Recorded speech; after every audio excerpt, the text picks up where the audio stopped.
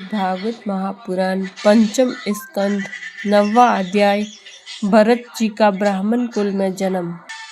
श्री सुखदेव जी कहते हैं, राजन, आंगिरस गोत्र में सम, दम, तप, स्वाध्याय, वेदाध्ययन, त्याग, अतिथि आदि को अन्न देना, संतोष, तितिक्षा, विनय, विद्या, कर्म विद्या, अनसूया, दूसरों के गुणों में दोष न ढूंढना, आत्मज्ञान, आत्मा के कर्तव्य और भोक्तृत्व का ज्ञान एवं आनंद, धर्म पालन जनित सुख, सभी गुणों से संपन्न एक श्रेष्ठ ब्राह्मण थे।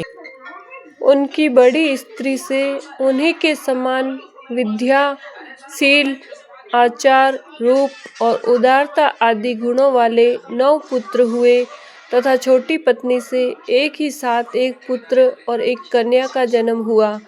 इन दोनों में जो पुरुष था वह परम भागवत राज ऋषि शिरोमणि भरत ही थे। वे मृग शरीर का परित्याग करके अंतिम जन्म में ब्राह्मण हुए थे, ऐसा महापुरुषों का कथन है।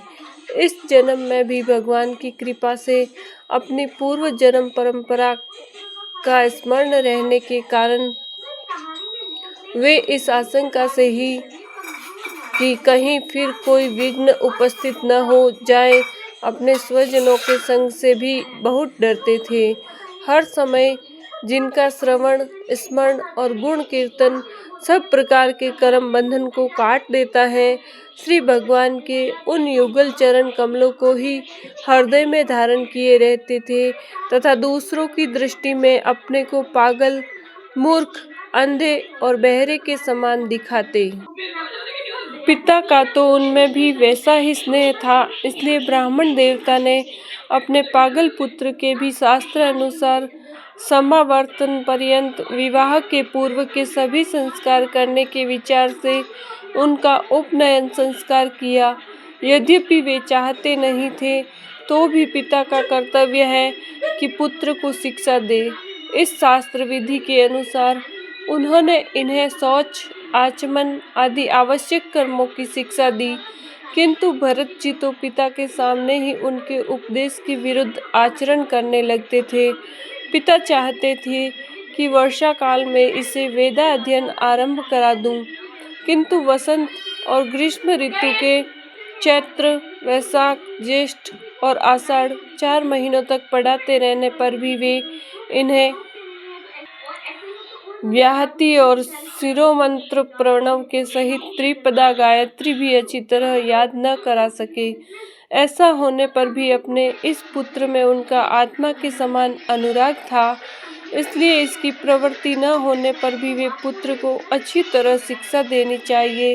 इस अनुचित आग्रह से उसे शौच, वेदाध्ययन, व्रत नियम तथा गुरु और अग्नि की सेवा आदि ब्रह्मचार्य आश्रम के आवश्यक नियमों की शिक्षा देते ही रहे, किंतु अभी पुत्र को सुशिक्षित देखने का उनका मनोरथ पूरा न हो पाया था और स्वयं भी भगवत जन रूप अपने मुख्य कर्तव्य से असावधान रहकर केवल घर के धंधों में ही व्यस्त थे कि सदा सजग रहने वाले काल भगवान ने आक्रमण करके उनका अंत कर दिया। तब उनकी छोटी भार्या अपने गर्भ से उत्पन्न हुए दोनों बालक अपनी शौत को सौंपकर स्वयं सती होकर पतिलोक को चली गई। भरत जी के भाई कर्म कांड को सबसे श्रेष्ठ समझते थे। वे ब्रह्म ज्ञान रूप पराविद्या से सर्वथा अनभिज्ञ थे, इसलिए उन्हें भरत जी का प्रभाव भी ज्ञात नहीं था। वे उन्हें नीरा मूर्ख समझते थे, अतः पिता के परलोक सिधारने पर उन्होंने उन्हें पढ़ाने लिखाने का आग्रह छोड़ दिया। भरत जी को मान अपमान का कोई विचार न था। जब साधारण नर पशु उन्हें पागल, मूर्ख अथवा बहरा कहकर पुकारते, तब वे भी उसी के अनुरूप भाषण करने लगते। कोई भी उनसे कुछ भी काम कराना चाहते तो वे उनकी इच्छा के अनुसार कह देते। बेगार के रूप में, मजदूरी के रूप में मांगने पर अथवा बिना मांगे जो भी थोड़ा बहुत अच्छा या बुरा अन्न उन्हें मिल जाता, उसी को जीभ का जरा भी स्वाद न देखते हुए खा लेते। अन्य किसी कारण से उत्पन्न न होने वाला स्वतः सिद्ध केवल ज्ञान स्वरूप आत्मज्ञान उन्हें प्राप्त हो गया था। इसलिए शीतोष्ण, मान अपमान आदि द्वंद्व से होने वाले सुख दुख आदि में उन्हें देहाभिमान की स्फूर्ति नहीं होती थी। वे सर्दी, गर्मी, वर्षा और आंधी के समय सांड के समान नंगे पड़े रहते थे। उनके सभी अंग हष्ट पुष्ट एवं गठे हुए थे। वे पृथ्वी पर ही पड़े रहते थे, कभी तेल उबटन आदि नहीं लगाते थे और न ही कभी स्नान ही करते थे। इससे उनके शरीर पर मैल जम गई थी। उनका ब्रह्म तेज धूलि से ढके हुए मूल्यवान मणि के समान छिप गया था। वे अपनी कमर में एक मैला कुचेला कपड़ा लपेटे रहते थे। उनका यज्ञोपवीत भी बहुत ही मैला हो गया था। इसलिए अज्ञानी जनता यह कोई द्विज है, कोई अधम ब्राह्मण है, ऐसा कहकर उनका तिरस्कार कर दिया करती थी। किंतु वे उसका कोई विचार न करके स्वच्छंद विचरते थे। दूसरों की मजदूरी करके पेट पालते देख जब उन्हें उनके भाइयों ने खेत की क्यारियां ठीक करने में लगा दिया, तब वे उस कार्य को भी करने लगे। परंतु उन्हें इस बात का कुछ भी ध्यान न था कि उन क्यारियों की भूमि समतल है या ऊंची नीची, अथवा वह छोटी है या बड़ी। उनके भाई उन्हें चावल की कणी, खली, भूसी, भुने हुए उड़द अथवा बर्तनों में लगी हुई जले अन्न की खुरचन जो कुछ भी दे देते, उसी को वे अमृत के समान खा लेते थे। किसी समय डाकुओं ने, सरदार ने, जिसके सामंत शूद्र जाति के थे, पुत्र की कामना से भद्रकाली को मनुष्य की बलि देने का संकल्प किया। उसने जो पुरुष पशु बलि देने के लिए पकड़ मंगाया था, वह दैववश उसके फंदे से निकल भाग गया। उसे ढूंढने के लिए उसके सेवक चारों ओर दौड़े, किंतु अंधेरी रात में आधी रात के समय कहीं उसका पता न लगा।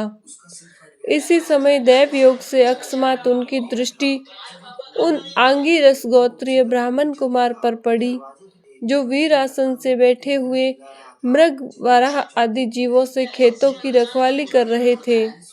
उन्होंने देखा कि यह पशु तो बड़े अच्छे लक्षणों वाला है, इससे हमारे स्वामी का कार्य अवश्य सिद्ध हो जाएगा। यह सोचकर उनका मुख आनंद से खिल उठा और वे उन्हें रस्सियों से बांधकर चंडिका के मंदिर में ले आए।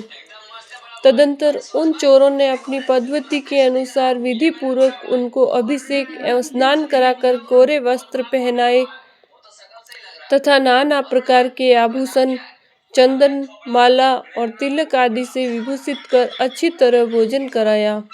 फिर धूप, दीप, माला, खील, पत्ते, अंकुर और फल आदि उपहार सामग्री के सहित बलिदान की विधि से गान, स्तुति और मृदंग एवं ढोल आदि का महान शब्द करते उस पुरुष पशु को भद्रकाली के सामने नीचा सिर करा के बैठा दिया।